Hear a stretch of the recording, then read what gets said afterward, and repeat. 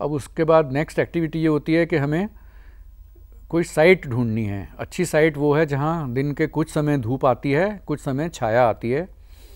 वो दीवार का एल शेप्ड कोना हो सकता है, वो किसी पेड़ के पास कोई कच्ची जगह हो सकती है, और यदि आपके यहाँ कच्ची जगह नहीं है तो आप ईंटों से बनाया हुआ एक वेस्ट पिट बना सकते हैं, कंपोस्ट पिट। तो एक होता है डग पिट जो हम खोद के बनाते हैं 18 से 20 इंच गहराई का, और एक होता है बिल्ट पिट जिसको हम ज़मीन से ऊपर ईंटों से या पत्थर से बना लेते हैं। ये है बिल्ट पिट। और आपके स्कूल में से कितना कंपोस्टेबल वेस्ट निकल रहा है उसकी मात्रा के अनुसार आप 1, 2, 3, 4 पिट्स बना सकते हैं। बेसिक कॉन्सेप्ट यह है कि जब आप एक पिट को भरेंगे, उसमें मिट्टी ढकेंगे, उसमें थोड़ा सा पहली बार में थोड़ा खाद या गोबर डालेंगे जिससे कि वो कंपोस्टिंग का काम शुरू हो जाए। तो 30 या 35 दिन की साइकिल गर्मी के मौसम में होती है और 45 से 50 दिन की साइकिल सर्दी के मौसम में होती है।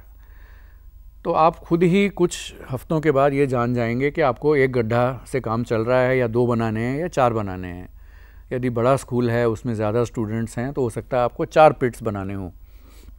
आप उनकी ऑल्टरनेट साइकिल बना लेंगे। एक पिट जब भर के बंद किया गया है तो दूसरे पिट में कूड़ा डाला जाता है। फिर 1 महीने के बाद इस पिट को खोल देते हैं, इसका मैन्योर इस्तेमाल कर लेते हैं और इसको फिर से भर देते हैं। तब तक वो दूसरा ढक दिया जाता है। और इसमें जो कॉमन प्रिकॉशंस हैं वो यहाँ इस विजुअल में आप देख रहे हैं। पहला, इसको हर 10-12 दिन में एक रॉड लेकर के टर्न कर देना है जिससे कि इसमें हवा का अच्छी तरह से संचालन हो सके। एयर सर्कुलेशन ज़रूरी है। ये एरोबिक कंपोस्टिंग हम कर रहे हैं और इसके लिए ये छोटे छोटे छेद जो हैं बीच में ये दिए जाते हैं। और सच्चाई में तो ये सीमेंटेड नहीं चाहिए, हमें ईंट का हो वही बहुत है, उसके अंदर गैप्स छोड़ने हैं। और यदि आपके आसपास के इलाके में कूड़ा फैलाने वाले कोई जानवर जैसे नेवला या चूहे या कौवे आते हैं तो उससे बचाने के लिए हो सकता है आपको जाली ढकनी पड़े। कुछ समय के बाद आपको पानी डालना है। इतना पानी नहीं डालना है कि वो फ्लड हो जाए, सिर्फ इतना डालना है कि वो गीला भर रहे। और बस इतनी सी प्रिकॉशंस हैं, इसमें और कोई लागत नहीं है। और आप देखेंगे कि हर 30-35 दिन के बाद और या विंटर में 45 से 50 दिन के बाद आपको बहुत बढ़िया क्वालिटी का खाद मिलना शुरू हो जाएगा। छोटी सी ये साइकिल है, बच्चे इसको आराम से समझ सकते हैं। इसको आप उनकी लेसन प्लान के साथ जोड़ सकते हैं। जब बच्चों को फील्ड में ले जाके बाहर काम करवाते हैं तो वो इंटरेस्ट भी लेते हैं और टेक्स्ट बुक के अलावा उनको और कुछ सीखने को भी मिलता है। तो ये जो न्यूज़ आइटम्स आप देख रहे हैं उनको दिखाने का तात्पर्य यही है कि आपके आसपास कॉलोनीज़ में कई जगह पर और कई शहरों में ये हो रहा है कि कॉलोनी के रेजिडेंट वेलफेयर एसोसिएशन खुद मिलकर के 70 से 75% अपना कचरा इसी तरह से उसका निपटारा कर रहे हैं। वो कंपोस्टिंग करते हैं, उसको म्यूनिसिपल वेस्ट में नहीं जाने देते और अपनी खाद की जो ज़रूरत है वो उसी से पूरा कर लेते हैं। और कई जगह एक्सेस खाद बन रही है, उसको बेचा भी जा रहा है। तो कंपोस्टिंग जैसी एक्टिविटी करने से हमें क्या फ़ायदा होगा ये देख लेते हैं। पहला तो ये है कि आपके आसपास जो कूड़ा अन्यथा फैला रहता था उसमें विजिबल रूप से आपको कमी आनी चाहिए। दूसरा, जबकि वो कूड़ा सड़ता था खुले में पड़ा रह करके तो स्कूल के माहौल में एक बदबू रहती है, उसमें भी कमी आनी चाहिए क्योंकि आपने उसको अब कंट्रोल में ले लिया है और आप उसे ढक करके कंट्रोल रूप से सड़ा रहे हैं। तो कंपोस्टिंग एक कंट्रोल्ड डिकम्पोजिशन है और क्योंकि आपने उस पर नियंत्रण कर लिया इसलिए बदबू पे भी नियंत्रण हो जाएगा। दूसरा, बच्चे और आसपास से आने वाले सब लोग जो परिवार रोज़ स्कूल में आते हैं, जो विज़िटर्स आते हैं, वो इस गतिविधि को जब देखेंगे, हो सकता है आप वहाँ एक पोस्टर या बैनर या कुछ लगाएं, तो जब वो इसको देखेंगे तो उनको इससे बहुत अच्छी सीख मिलेगी कि देखो भाई ये स्कूल ऐसी एक्टिविटी कर सकता है तो हम भी कर सकते हैं। तो ये एक पब्लिक एजुकेशन का तरीका भी है। और जो कंपोस्ट आप बना रहे हैं वो कंपोस्ट स्कूल के डायरेक्ट यूज़ में आने वाला फ्री मटेरियल है। आपके स्कूल में गार्डनिंग होती है, प्लांट्स लगते हैं, वहाँ पे आप ये कंपोस्ट इस्तेमाल करेंगे। इसको आप गिफ्टिंग के लिए इस्तेमाल कर सकते हैं। बहुत से स्कूल ऐसे हैं जहाँ पर अब कोई गेस्ट या विजिटर्स जाते हैं तो वो उनको ख़रीदा हुआ कोई आइटम गिफ्ट में नहीं देते, अपने बच्चों द्वारा बनाया गया हैंडमेड पेपर या कंपोस्ट पैकेट में बना के लेबल लगा के बहुत शान से देते हैं। कि देखिए हमारे स्कूल में कंपोस्टिंग हुई, उसका ये कंपोस्ट हम आपको दे रहे हैं। तो स्कूल में वो सेरेमोनियल यूज़ में भी आएगा और गार्डनिंग में यूज़ भी आएगा। और अगर फिर भी आपके स्कूल में ज़्यादा मात्रा बनती है और इतनी क्वांटिटी बन जाती है कि आपके इस्तेमाल के बाद भी वो बच रहा है, तो बाय ऑल मीन्स आपका स्कूल उसको समय समय पे सेल कर सकता है। आपके यहाँ जो कार्निवल्स, फेस्टिवल, स्टॉल्स लगते हैं उसमें आप कंपोस्ट की सेल करेंगे, आपको इको क्लब के लिए थोड़ी राशि प्राप्त हो सकती है। पानी का संरक्षण और सैनिटेशन आपस में जुड़ी हुई चीज़ें हैं। तो जब हम स्वच्छता की बात करते हैं तो स्वच्छता पानी के बिना नहीं होती। स्कूलों में अधिकतर हम लोग ये देखते हैं कि बहुत बढ़िया बिल्डिंग्स हैं, बहुत लागत से बनाए हुए उनके पास बाथरूम्स हैं, लेकिन सैनिटेशन ख़राब है। क्यों? कि पानी की व्यवस्था ठीक नहीं है। या तो पानी के कनेक्शंस वहाँ इस प्रकार के हैं कि पानी नहीं आता, या उनकी ड्रिलिंग, बोरिंग फेल हो गई है, कई 100 फीट पानी नीचे चला गया है। तो पानी न होने से बाकी बनी बनाई व्यवस्थाएं फेल हो जाती हैं। इसलिए water conservation, rain water recycling, इन चीज़ों के ऊपर हम स्वच्छता में और सैनिटेशन में काफ़ी ज़ोर देते हैं। हालांकि अपने आप में ये सैनिटेशन या स्वच्छ प्रैक्टिस नहीं है, लेकिन रेन वाटर कंजर्वेशन एक बहुत बढ़िया प्रैक्टिस है जिससे कि स्कूल को सैनिटेशन में मदद मिलती है। तो रेन वाटर हार्वेस्टिंग भी एक हैंड्स ऑन एक्टिविटी है जिसको हम अच्छी पद्धतियों में गिनते हैं। ये सिनेरियो जो है दिल्ली का ही नहीं है, ये सब जगह का है। हम अब सब जगह खबर में ये देखते हैं कि 3 से 5 साल या 10 साल में हमारा ग्राउंड वाटर, जो भूमि जल के एक स्रोत हैं, वो ख़त्म होते जा रहे हैं और वो दिन दूर नहीं जब सूख जाएगा सारा पानी। आज की तारीख में 300 से 400 या कहीं कहीं 500 फीट की गहराई पे पानी है, जो 3-3 पंप की रिले लगाने पर भी नहीं मिल रहा है लोगों को। तो इसका समाधान क्या है? और दिल्ली जैसे शहर में नदी का पानी हमेशा उपलब्ध नहीं है और बहुत ज़्यादा मात्रा में नहीं है। बारिश 1 महीना आती है, लेकिन इतनी क्वांटिटी में हमारे यहाँ बारिश आती है कि अगर हम कोशिश करें तो उस पानी को हम संचयित करके रख सकते हैं। तो रेन वाटर हार्वेस्टिंग एक बहुत बढ़िया एक्टिविटी है जो स्कूल जिसमें जुड़ सकता है, और टीचर्स एक बहुत बड़ा रोल इसमें प्ले कर सकते हैं। देखते हैं वो किस प्रकार से। और कुछ न्यूज़ आइटम्स हैं जो ये बताते हैं कि हमारी जो नेचुरल वाटर बॉडीज़ थी, जो प्राकृतिक जलाशय शहरों में थे, वो धीरे धीरे डेवलपमेंट या भूमाफिया उसको खा डाल रहा है। ये कुछ शहरों की कहानी हैं जहाँ पे 80 पॉन्ड्स थे, 120 पॉन्ड्स थे, वहाँ पे आज एक भी तालाब या लेक नहीं बची है। सब अतिक्रमण हो गया है, वहाँ पे बिल्डिंग्स बन गई हैं और इस तरह से पानी ख़त्म होता जा रहा है। तो ऐसे हालात में अगर हम जल का संरक्षण नहीं करेंगे और बच्चों को नहीं सिखाएंगे तो हमारे पास और कोई विकल्प नहीं रहने वाला है। और क्लीनिंग और वेस्ट वाटर ट्रीटमेंट के अंदर पानी की जो भूमिका है उसको दोहराना ज़रूरी नहीं है, क्योंकि जब तक पानी डाइल्यूशन के लिए मौजूद नहीं होगा, वेस्ट का ट्रीटमेंट सुचारू रूप से नहीं हो पाएगा। आज की तारीख में हमारा इतना कॉन्सेंट्रेटेड सूएज मिलता है ट्रीटमेंट प्लांट्स को कि वो फेल हो जाते हैं। तो जब तक पानी की मात्रा ठीक नहीं अवेलेबल होगी, सैनिटेशन का काम सुचारू नहीं होगा। अब रेन वाटर हार्वेस्टिंग सीधे सीधे देखें तो एक छोटी सी साइकिल है जिसमें आपकी छतों पर गिरने वाली बारिश को आप कैप्चर करेंगे और उसको पाइप्स की मदद से नीचे लाएंगे और किसी फ़िल्टर सिस्टम में से गुजार के फिर उसे स्टोरेज में डाल देंगे। या तो आप उसे डायरेक्ट स्टोर कर सकते हैं अपनी टंकियों में, और या आप उसे अंडरग्राउंड किसी रिजर्वोयर में भेज सकते हैं। यदि आपके स्कूल में पुरानी ड्रिलिंग या बोरिंग हुई है या पुराने अंडरग्राउंड टैंक्स हैं तो उसके साथ भी आप जोड़ सकते हैं। इसका पोटेंशियल काफ़ी अच्छा है और लाखों लीटर पानी हर साल एक स्कूल की बिल्डिंग पकड़ सकती है, क्योंकि आपके स्कूलों में क्लासरूम्स का एरिया काफ़ी होता है और वो ज़्यादातर साफ़ ही रहती हैं, क्योंकि स्कूलों की छतों का इस्तेमाल नहीं होता है, इसलिए वो बंद रहती हैं। और छत का पानी सबसे अच्छा पानी होता है बारिश के मौसम में, वो डिस्टिल्ड वाटर के बराबर मान सकते हैं उसे हम।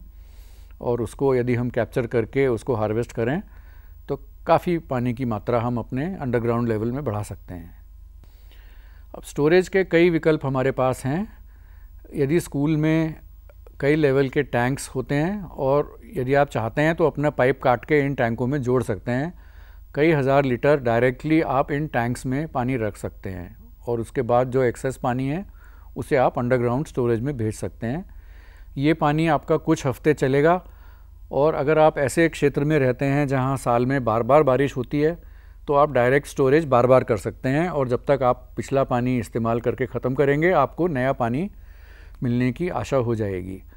लेकिन वो इलाके जहाँ पर कि सिर्फ 30 दिन या 35 दिन साल में बारिश होती है, मतलब 1 महीने का मानसून होता है, वहाँ पे डायरेक्ट स्टोरेज इतना कारगर नहीं है, क्योंकि जब आप पानी इस्तेमाल कर लेंगे तो बाकी 10 या 11 महीने आपके सूखा रहेगा वो टैंक, और वो इतना कारगर नहीं हो पाएगा। तो ऐसे क्षेत्रों में बेहतर यही है कि हम उसे अंडरग्राउंड स्टोरेज में डाल दें और फिर पूरे साल इस्तेमाल करते रहें अपनी आवश्यकता के अनुसार। अब एक कॉमन सा सवाल होता है और हर एक आदमी ये पूछता है कि भाई छत के ऊपर से इकट्ठा किया हुआ पानी आखिर कितना होता है और हम कितना पानी प्राप्त कर सकते हैं। तो आप अपनी क्लास में बच्चों को मैथ्स के साथ भी इसको जोड़ सकते हैं और ये समझा सकते हैं कि पानी की वॉल्यूम, उसका आयतन जब हमें निकालना है तो वो लंबाई गुना चौड़ाई गुना उसकी ऊंचाई होगा, बॉक्स वॉल्यूम है पानी का। तो आपके क्षेत्र में मीटर्स में या मिलीमीटर्स में जो बारिश होती है वो आप प्राप्त कर लें अपने मौसम विभाग से, और अपने एक क्लासरूम का हम औसत क्षेत्र अगर 100 मीटर वर्ग मान के चलें, मतलब 10 बाई 10 मीटर का कोई कमरा है तो उसका एरिया 100 स्क्वायर मीटर हो जाता है। और 100 स्क्वायर मीटर पे दिल्ली जैसे शहर में 600 से 800 मिलीमीटर बारिश होती है, और भारत का जो लो मिडिल एवरेज है वो 1500 mm हम मान रहे हैं। तो 1500 mm यदि किसी क्षेत्र में बारिश होती है तो आप यहाँ देख रहे हैं कि 1.5 लाख लीटर वो एक सीज़न में एक कमरा पानी इकट्ठा कर सकता है। और उसमें भी हम एक रन ऑफ कोएफिशिएंट जोड़ रहे हैं। वो कोएफिशिएंट ये है कि हम ये मान के चलते हैं कि 100% पानी हम नहीं रख पाएंगे, कुछ पानी हवा से सूख जाएगा, कुछ धूप से उड़ जाएगा, कुछ स्प्लैश हो जाएगा, कुछ दीवारों में एब्जॉर्ब हो जाएगा। तो हम अपने आप को 20% लॉस और दे रहे हैं इस कैलकुलेशन के अंदर। तो ये सब होते हुए भी 1,20,000 लीटर पानी, साफ़ पानी हर वो छत आपको दे सकती है जिसका एरिया 100 स्क्वायर मीटर है। तो इस चीज़ का पोटेंशियल अब आप खुद समझ सकते हैं। आपके स्कूल में जितने क्लासरूम्स हैं उसको आप 100 स्क्वायर मीटर की यूनिट के तौर पे सोच के देखिए, और कितनी यूनिट्स आपके स्कूल में ऐसी हैं और कितना पानी आप अपने स्कूल के लिए या अपनी कॉलोनी के लिए प्राप्त कर सकते हैं रेन वाटर हार्वेस्टिंग से। ये एक छोटी सी कैलकुलेशन खुद करके देखिए तो आपको इसमें इंटरेस्ट आएगा, और अपनी क्लास के साथ भी कर सकते हैं आप इसे। रेन वाटर हार्वेस्टिंग सिस्टम के जो कंपोनेंट्स हैं उसमें ज़्यादातर अपने स्कूलों में ऑलरेडी मौजूद हैं। छतें रीज़नेबली अच्छी हालत में स्कूलों में होती हैं, और अभी भी आप अपने स्कूल की छत पे जाके देखेंगे तो उसमें हो सकता है कुछ कबाड़ रखा हो, उसके अलावा उसका कोई इस्तेमाल नहीं होता होगा और वो बंद करके पड़ी हुई है। छत की अगर आप साफ़ सफाई कर दें तो वो प्योर रेन वाटर को कलेक्ट करने वाला माध्यम आपका तैयार है वहाँ पर। इसी प्रकार से डाउन पाइप्स या कॉन्डुइट पाइप्स सब स्कूलों में मौजूद हैं। आप छत के आसपास जो नीचे पानी लाने वाले पाइप्स हैं उनको देख सकते हैं, और यदि उनमें कुछ रख रखाव की ज़रूरत है तो थोड़ी बहुत रिपेयर उसमें कर लीजिए। लेकिन ये दो चीज़ें आपके स्कूल में ऑलरेडी मौजूद हैं और आपको कुछ नहीं करना है। उसके बाद पानी जब नीचे आ जाता है तो उसको कुछ होल्डिंग सिस्टम चाहिए। एक छोटी सी नाली या हौदी काट करके उसको पानी को 1 आधा घंटा रोकना है, जिससे कि उसमें से मिट्टी या सिल्ट नीचे बैठ जाए और साफ़ पानी ऊपर से बहकर फ़िल्टर की तरफ चला जाएगा। और आपके स्कूल में यदि पुराने बोरवेल या पंपिंग के टाइम के बनाए हुए ड्रिल्स मौजूद हैं तो आप इनके साथ उनको अपने पाइप्स को जोड़ दीजिए। आपके यहाँ लाखों लीटर की कैपेसिटी का टैंक नीचे पहले ही मौजूद है, तो आपको नया कुछ नहीं बनाना है। बहुत कम कंडीशंस हैं जहाँ आपको नई खुदाई करवानी पड़ेगी या नया टैंक बनवाना पड़ेगा। और स्लोपिंग रूफ़ और फ्लैट रूफ़ दोनों से अलग अलग किस्म की चैनल्स अवेलेबल हैं और पाइप्स अवेलेबल हैं जिनसे कि पानी इकट्ठा किया जाता है। पेव्ड एरिया, यदि वहाँ पर गाड़ी नहीं आती है और लोग जूते पहन के या जानवर नहीं चलते हैं तो पेव्ड एरिया से भी पानी लिया जा सकता है। अदरवाइज़ इस पानी को हम अपने आप प्राकृतिक रूप से ज़मीन में जाने देते हैं। इसको हम अपने इस्तेमाल के पानी के लिए नहीं इकट्ठा करते, हम सिर्फ छतों से ही पानी ले लेते हैं। इसी प्रकार से लॉन या गार्डन एरियाज़, बेहतर यही है कि उसका पानी अपने आप वहाँ की ज़मीन में एब्जॉर्ब हो जाए, उसको हम कलेक्शन में ना लाएं। ये अलग अलग डिज़ाइन के पाइप्स आप देख सकते हैं। बिल्डिंग के आधार पे कई किस्म के पाइप्स अवेलेबल हैं। जब आप किसी प्लम्बर या कॉन्ट्रैक्टर के साथ ये काम करेंगे तो ये चीज़ें आपको समझ में आएंगी, और आप अच्छी वेबसाइट्स भी हैं, उनसे भी आप ये सीख सकते हैं। कई जगह ये ज़रूरी होगा कि आपको ज़मीन से चैनल काट के कुछ दूरी पे ले जानी पड़े, क्योंकि आपके पास कोई पिट स्कूल की बिल्डिंग के नज़दीक हो सकता है ना हो और दूरी पर हो। कुछ इलाकों में फर्स्ट फ्लश डिवाइस या जिसको डाइवर्शन वाल्व कहते हैं वो लगाना हो सकता है आपको पड़े। मेनली ये उन इलाकों में होता है जहाँ पानी में बहुत ज़्यादा मिट्टी धूल आती है, तो वहाँ पहले 10-12 मिनट की बारिश को ड्रेनेज में ले जाने के लिए फर्स्ट फ्लश वाल्व लगाया जाता है। ये एक कॉमन टोंटी है जो दो रास्ते में खुलती है। एक तरफ खोलते हैं तो पानी ड्रेन में चला जाएगा, और एक डायरेक्शन में खोलेंगे तो पानी कलेक्शन में आ जाएगा। बहुत चीप डिवाइस है, लेकिन हर जगह ये लगाना ज़रूरी नहीं है, और इसको ख़रीदना भी बिल्कुल ज़रूरी नहीं है। आप कपड़े से या प्लास्टिक से भी अपनी नाली रोक करके पहले 10-15 मिनट की बारिश में यही काम कर सकते हैं। जब आप छत की सफाई वगैरह करें तो उस वक्त का पानी आपको कलेक्शन में नहीं आने देना है, और उसके लिए आपको वाल्व किसी भी प्रकार से बना के वो काम करना है। अब रिचार्ज जो पानी का होता है उसके कई ऑप्शंस हैं। या तो आप उसे किसी रिचार्ज वेल में डाल सकते हैं।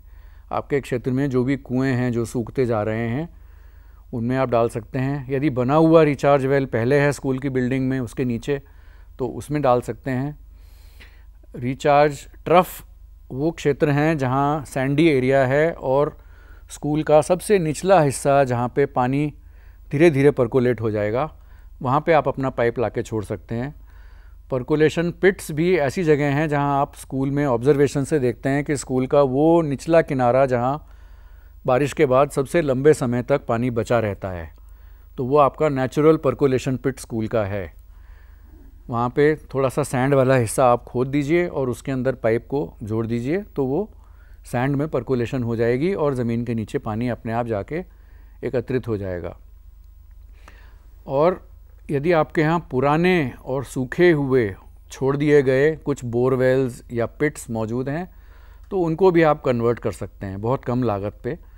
और उनमें सबसे बड़ा फ़ायदा यह है कि साफ़ पानी एक साफ़ रिज़र्वॉयर में और लाखों लीटर की मात्रा में आपको हर वक्त रेडी मौजूद मिलेगा।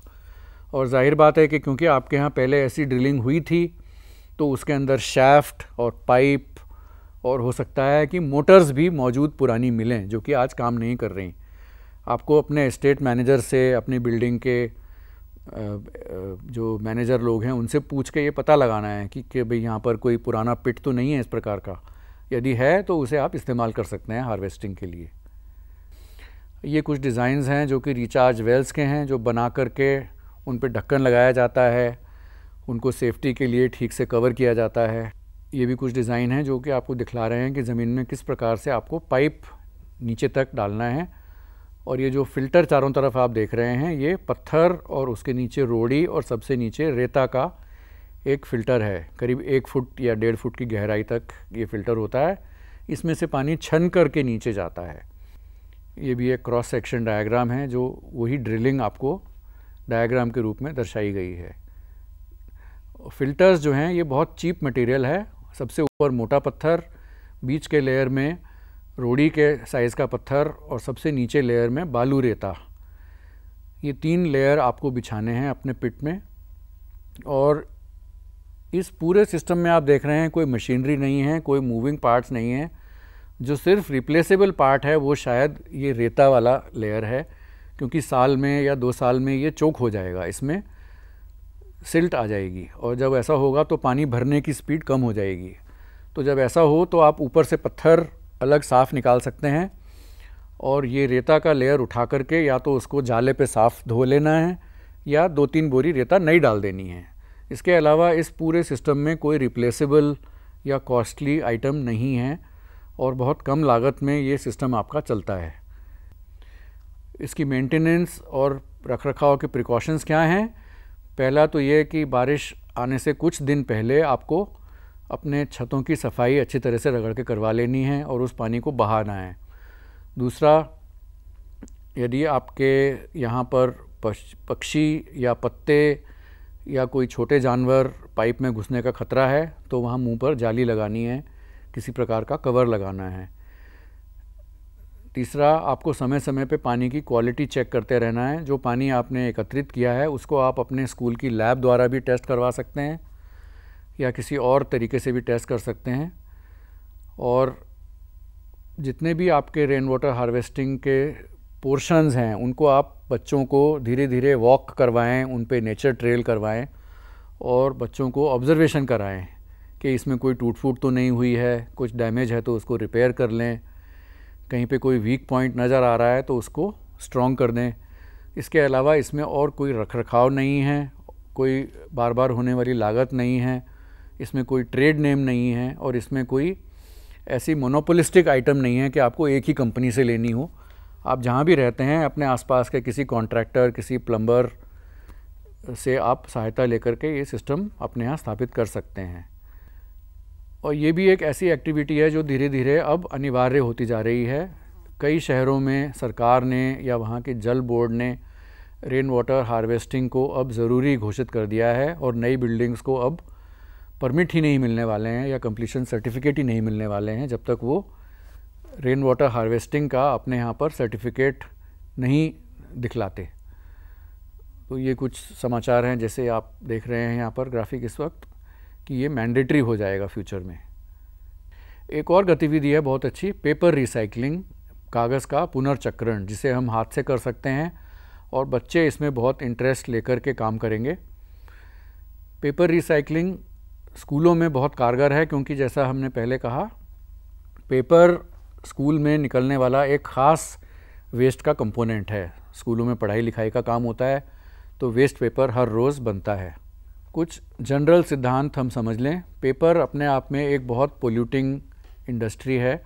जब हम नया कागज़ लेते हैं तो उस कागज़ का सोर्स पल्पवुड है जो फॉरेस्ट से आई है और उसको हम तक लाने में कई प्रक्रियाएं हैं। पहला पेपर का प्रोडक्शन इंडस्ट्री, फिर पेपर का ट्रांसपोर्ट, फिर पेपर की डिस्ट्रीब्यूशन और सेल, और इस सब में एनवायरनमेंट के ऊपर जो खतरे आते हैं वो बहुत ज़्यादा हैं। कागज़ की इंडस्ट्री क्योंकि ब्लीचिंग में ऑर्गेनोक्लोरीन कंपाउंड्स यूज़ करती है इसलिए वो अपने आप में एक बहुत पोल्यूटिंग इंडस्ट्री है और क्लाइमेट चेंज में भी वो अपना हिस्सा अदा कर रही है क्योंकि ऑर्गेनोक्लोरीन्स क्लाइमेट चेंज कॉज करने वाले केमिकल्स हैं, उनसे नुकसान होता है। और दूसरा, जब हम ये पेपर अपने यहाँ पाते हैं तो उसकी लागत से करीब 8 या 10 गुना उसकी कीमत हो जाती है। जो नोटबुक आप ख़रीद रहे हैं आज 40 या 50 रुपए की, उसकी असली कीमत शायद 5 रुपये भी नहीं है क्योंकि ये मिडल मैन सिस्टम है, डिस्ट्रीब्यूटर, फिर स्टॉकिस्ट, फिर रिटेलर। तो इसमें 80-90% कीमत उसके ट्रांसपोर्ट की है, ना कि उसके बनाने की। और इसका कारण ये है कि पेपर और पेपर मिल्स अभी भी भारत में काफ़ी सेंट्रलाइज्ड रूप में 4 या 5 जगह ही काम कर रही हैं। हर जगह पेपर इंडस्ट्री नहीं है भारत में। तो कई 100 मील या कई हज़ार मील चल के कागज़ जब हमारे पास आता है तो उसकी कीमत बहुत बढ़ जाती है। अगर हम इस चीज़ को डिसेंट्रलाइज कर दें, मतलब जहाँ पेपर वेस्ट उत्पन्न हो रहा है वहीं पर हम रिसाइकिल्ड पेपर भी बनाने लग जाएं, तो ट्रांसपोर्ट इस साइकिल में से कट जाएगा और ट्रांसपोर्ट की कॉस्ट ज़ीरो हो जाएगी।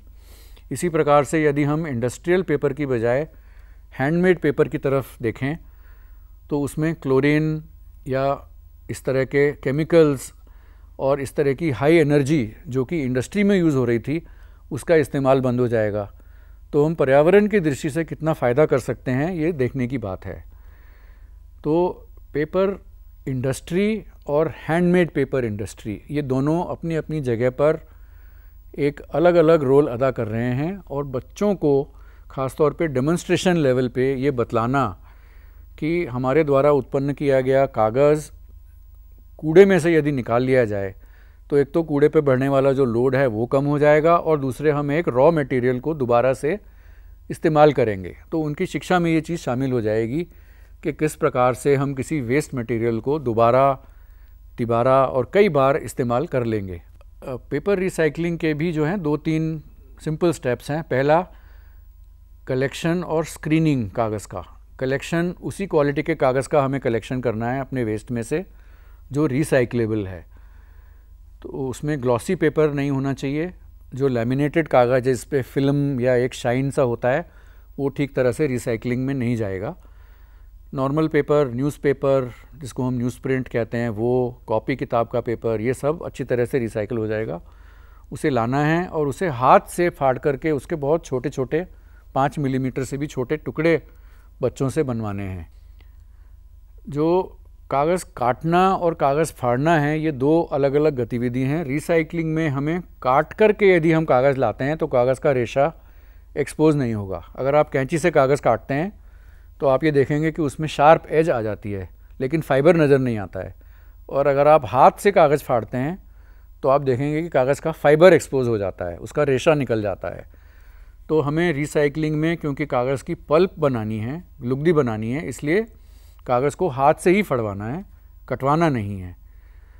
तो छोटा बहुत बारीक तो काटा हुआ या तोड़ा हुआ कागज़ जो है उसको बर्तनों में भर के पानी से ओवरनाइट छोड़ेंगे तो उसकी गाढ़ी गाढ़ी पल्प तैयार हो जाएगी। फिर 1 दिन के बाद उसको मथानी से, चाहे वो हाथ की मथानी हो और अगर आप ज़्यादा क्वांटिटी से काम कर रहे हैं तो हो सकता है कि आपको बिजली की मथानी या मिक्सर का इस्तेमाल करना पड़े। दोनों किस्म की मथानी से आप काम ले सकते हैं, लेकिन आपको ऐसी पल्प बनानी है जो रफली पतले दूध की जैसी शक्ल हो उसकी, और जब आप हाथ डाल के निकालें तो उसमें कोई भी चिपकने वाला आइटम आपके हाथ पे ना रह जाए, वो बह जाए हाथ पे से। तो ऐसा दूध जैसा पल्प जब तैयार हो जाए तो वो पेपर मेकिंग के लिए रेडी हो गया है। अब जो साइज़ का पेपर आप बनाना चाहते हैं उस साइज़ के लकड़ी के फ्रेम की ज़रूरत हमें पड़ेगी। स्कूलों में हम नोटबुक पेपर यूज़ करते हैं जो A4 का आधा फोल्ड करने से बन जाता है। दफ्तर में हम A4 पेपर इस्तेमाल करते हैं। तो A4 का फ्रेम एक स्टैंडर्ड साइज़ है और इसी प्रकार से पोस्टर या चार्ट एक अगला साइज़ है जो स्कूलों में इस्तेमाल होता है। तो इन 2 साइज़ के लकड़ी के साफ़ किनारे वाले फ्रेम हमें बनाने हैं जिनके अंदरूनी किनारे कटे फटे ना हों, जिससे कि कागज़ की एज सही बन जाए और बच्चों को चोट भी ना आए। और आप जैसा इस विजुअल में देख रहे हैं, हर एक फ्रेम के नीचे एक जाली लगाई जाती है जो पल्प को पकड़ के रखती है। जब हम पानी में से इसको निकालेंगे तो उसके ऊपर नई शीट एक बन जाएगी। ये चित्र में नीचे आप देख रहे हैं कि इन लोगों ने टब में से, पल्प में से ये फ्रेम निकाला है और अब उसको वो पानी को टपका रहे हैं और वो फ्रेम के अंदर नए कागज़ की एक शीट आपको फंसी हुई नज़र आ रही है। ये उन्होंने एक रिसाइकिल्ड पेपर की शीट तैयार कर ली है। यदि आपके पास बेसिक मटेरियल है जैसे कि टब, फ्रेम, जालियाँ, पुराने कपड़े और छोटे मोटे बर्तन, तो आपको कुछ ख़रीदने की ज़रूरत नहीं है। आप इन घरेलू चीज़ों की मदद से स्कूल में बहुत अच्छी पेपर रिसाइकलिंग की यूनिट तैयार कर सकते हैं और एक क्लास में रफली हर मिनट में आप 20 से 25 शीट कागज़ बना सकते हैं। तो बच्चे एक दिन में 100, 200, कहीं कहीं तो 500 पेपर भी बना लेते हैं एक दिन के अंदर और उनको धूप में ले जाके सुखा लेना होता है। इसकी भी डिटेल्ड गतिविधियां वगैरह वेबसाइट पे मौजूद हैं और आप उसको और डिटेल में पढ़ सकते हैं। और पेपर की ग्रेड को अच्छा बनाने के लिए उसमें कुमकुम, हल्दी, कोई सेफ कलर्स या पत्ते और फूलों के पेटल्स, पंखुड़ियाँ, ये सब उसमें डाला जा सकता है और उस पेपर की और आर्ट फॉर्म बढ़ जाती है। उससे आप कार्ड, ग्रीटिंग मटेरियल इत्यादि वगैरह तैयार कर सकते हैं। पेपर के जो यूज़ हैं रिसाइकिल्ड पेपर के ख़ास तौर पे वो स्कूल में अनेकों हैं। सबसे पहले तो cards, writing paper, envelopes, chart paper, इन सब में ये कागज़ इस्तेमाल हो जाएगा। कुछ जो रफ़ क्वालिटी का पेपर सबसे पहले बनता है टब में, जब हम कागज़ उठाते हैं तो मोटी पल्प उसमें से निकलती है और रफ़ क्वालिटी का पेपर पहले बनता है, बाद में फ़ाइन पेपर बनता है। तो वो जितना भी रफ़ क्वांटिटी का पेपर है उसको हम पैकेजिंग के काम में ले सकते हैं। तो एनवेलप्स और पैकेजिंग मटेरियल उससे बन जाता है और बाकी फ़ाइन पेपर से आप आर्ट मटेरियल और राइटिंग शीट्स बना सकते हैं। आप देख रहे हैं कि स्कूल किस प्रकार से आर्ट वर्क करके, क्रिएटिव क्राफ्ट की क्लास में उसको जोड़ करके किस प्रकार से सेलेबल आइटम भी तैयार कर रहे हैं और बहुत अच्छे रूप में स्कूलों में रिसाइकिल पेपर का काम चल रहा है। वो अपनी ज़रूरत का कागज़ भी बनाते हैं और बेचने के लिए एक्सेस कागज़ भी बनाते हैं, और इससे वेस्ट पेपर में तो कमी आती ही आती है, म्यूनिसिपल सिस्टम पे से वो लोड बिल्कुल घट जाता है, जो कि अन्यथा इस हज़ारों टन कागज़ को हैंडल करने में लगता है। तो ये गतिविधियां हमने कुछ देखी 3 या 4, जो कि स्कूलों में अच्छी तरह से इनको हम लागू कर सकते हैं। बच्चे और टीचर्स अपने हाथ से करवा सकते हैं और इनमें कोई लागत भी नहीं आती है ख़ास। ये सब आपके लिमिटेड फंड और लिमिटेड टाइम में आप करवा सकते हैं। इनमें मदद मिलने के लिए कुछ महत्वपूर्ण वेबसाइट्स यहाँ दर्शाई गई हैं, इनको आप नोट कर सकते हैं। इनमें बच्चों के लिए रिसोर्स मटेरियल है, कुछ में टीचर ट्रेनिंग मटेरियल है। एक साइट में आपको रेन वाटर हार्वेस्टिंग पे गाइडलाइंस मिलेंगी, और बाकी साइट्स संस्थाओं की या मंत्रालय की हैं जिनसे आप जुड़ सकते हैं और अपने स्कूल के इको क्लब्स और उससे जुड़ी हुई गतिविधियों को और सुचारू रूप से चला सकते हैं। धन्यवाद।